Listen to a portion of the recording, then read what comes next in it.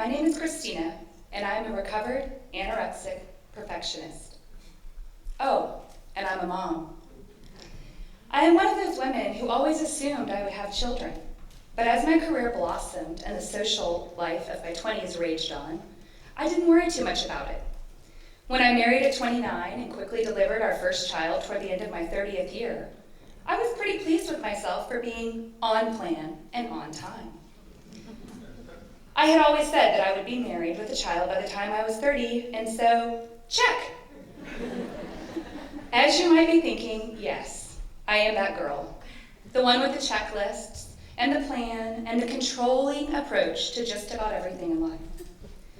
So it is fair to say that I was shocked and appalled when I set out with my baby-wise guided schedule to learn that my precious firstborn son was not happy with the 2.5-hour break between his feedings. And I was completely defeated when I realized around the 8-week postpartum mark that I, Miss In Charge and in control, was indeed suffering from postpartum anxiety and depression. The first few months of my first child's life were a web of anxiety, confusion, anger, and resentment.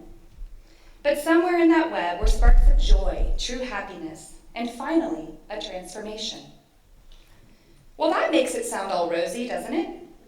Lest you think, oh man, she stayed in control of things, and now it's all just great. Please travel forward with me, 3.5 years, to the day that my husband and I decided that we should probably go ahead and try for one more. I mean, we had this incredibly cool little boy that just needed a sibling. So we tried for a few months with no results, and then about 8 months into it, I peed on the stick, 2 lines showed up, and we rejoiced. Yay, I was pregnant again. When we finally made it into Dr. G's office for the ultrasound at 10.5 weeks, what to our surprise should we find flipping and floating around in that uterus of mine? A healthy little baby, you ask? Why, yes. But wait, you do know there are 2 in there, right? Says Jan, the ultrasound tech. Cue the slow music and spotlight on my face, which went completely blank as I lost sight and a loud ringing began in my ears. Let me go get the doctor, says sweet Jan. As my vision and hearing returned intermittently over the next 20 minutes or so, we learned that yes, I was pregnant with twins, and yes, this put me in the dreaded category of a high-risk pregnancy, and on with the anxiety-inducing details. If I had deluded myself by thinking that I was still in control as a mother of one child, the delusion ended right there. We endured the twin pregnancy with a truly good amount of joy and a fair amount of cautious concern. I was fortunate to be in pretty great health at the start of the pregnancy and was able to carry the twins all the way to 37 weeks. As we left the beautiful hospital lobby and waded out into the big, real world without a team of nurses and helpful aides, we had no idea just how hard it would be. We were now officially a large family of 5, and I was officially now a mom of multiples. We could no longer sit at the 4-top table in a restaurant. I would soon learn that Amazon was the only place I would shop for the next 2 years. Oh yes, the days of Christina has it all under control were officially over. I would be lying if I told you that I didn't fight it. I did not suddenly morph into a Zen mom who just rolled with the punches and learned to ask for help. The day did come when I learned to ask for that help, but it did not come without me kicking and screaming and very frequently sobbing and raging against that loss of control and the delusion of perfection. This time I did not struggle with the postpartum anxiety or depression again. If anything, I was punch-drunk happy that my twins were happy, healthy, albeit tiny little beings.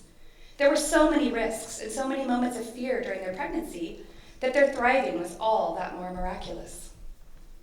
These days, I'm a mom to 2 preschoolers and an elementary child.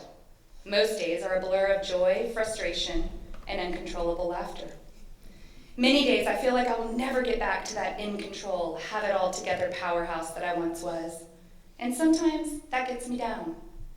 And in those moments, all the insecurities of a serial perfectionist come flooding back to me. You'll never be the perfect mom. A great mom doesn't lose her cool and yell at her kids. A great mom doesn't make chicken nuggets from the freezer and throw it on a plate and call it dinner. A great mom woulda, coulda, shoulda. And thankfully, just when those thoughts are about to take over, one of my children will walk into the room and say something like, "Mom, where's my Taekwondo belt?" And I will return at the present moment and patiently answer, "In your top drawer, next to the uniform, where it always is." I've heard it said that becoming a parent is payback, or that watching your children is like looking in a very revealing mirror. In many ways, this is true in my experience as a mother.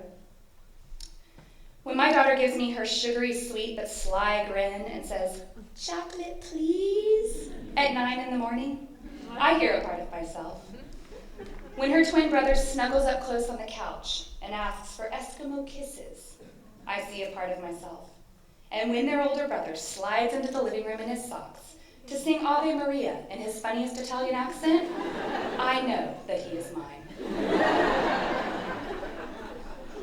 Also, when my daughter screams with all her might, "I do it!" I hear a part of myself in her mix of frustration and determination.